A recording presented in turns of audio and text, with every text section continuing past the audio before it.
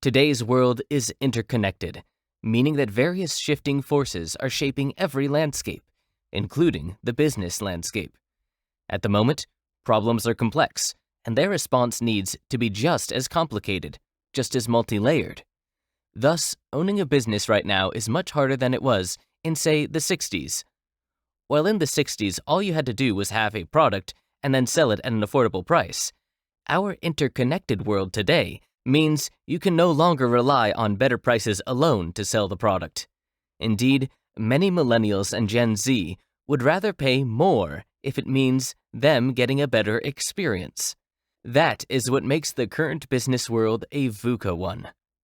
Geopolitical events like the US elections or the rise of artificial intelligence is challenging many business leaders to find innovative ways to solve the multi-layered problems.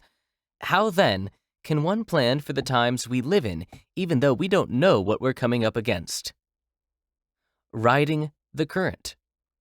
The VUCA world is a world that you cannot offset or try to work around. Instead, as a business owner, you have to learn how to navigate the process. In the VUCA world, change is no longer the exception. Rather, it has become a rule, an inbuilt feature for all businesses, and you should not take exception. Thus, when you start your business, the convention, of course, is goal, plan, execution.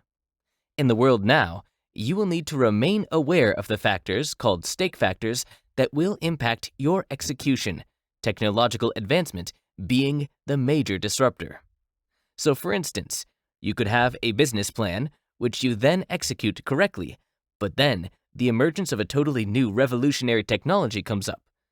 While your previous target would have been to get going at selling at low price, then revolutionary technology forces you to reassess. Thus, you will then change your overall goal from selling this at the lowest price to how do I take advantage of this new technology to sell at a better experience? Many companies that were big before the 90s have had it tough since the mid-90s. Kodak was one of the biggest film and camera makers in the world. They had managed to stay afloat due to innovation. They managed to grab 85% of film and 90% of cameras sold in the US. An engineer in the company invented the digital camera. However, Kodak executives did not buy it. Thus, they dropped the digital camera. The transition from analog to digital did bring with it challenges, among them a change in Kodak's ecosystem. At that point, Kodak had built its ecosystem around film photography. Thus, they couldn't drop their most profitable products and services. That said, there was no doubt that the digital photography disruption shook what was once a giant corporate.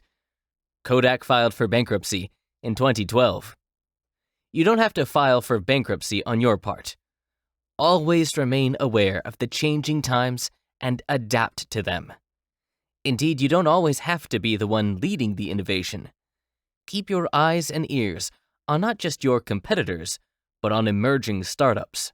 In fact, keep a close eye on emerging startups. They always have more incentives to innovate than established corporates.